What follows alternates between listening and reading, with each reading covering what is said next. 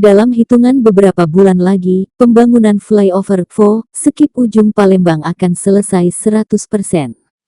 Masyarakat Sumatera Selatan, Sumsel, khususnya Kota Palembang akan bisa memanfaatkan akses penghubung antara Jalan Basuki Rahmat, Jalan R. Sukamto itu dengan lancar, tanpa merasakan kemacetan.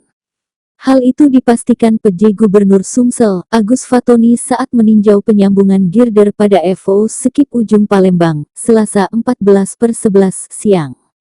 Fatoni mengucap syukur karena pembangunan FO Skip Ujung Palembang itu akan dapat mengurai salah satu titik kemacetan di Kota Palembang.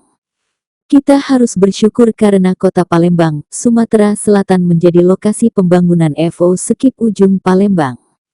Dari pemerintah pusat untuk mengatasi kemacetan di Kota Palembang, ujar Fatoni. Menurutnya, realisasi pembangunan FO yang dibangun sejak Juni tahun 2022 hingga kini, sudah terlaksana 72,4%. Pembangunan ini harus terus didukung seluruh masyarakat, pemerintah dan elemen lain agar dapat berjalan lancar.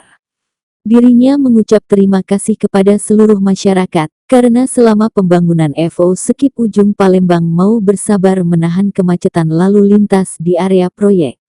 Desember nanti target pembangunan FO Skip Ujung sudah tercapai 87% dan akan dilanjutkan pada bagian atas.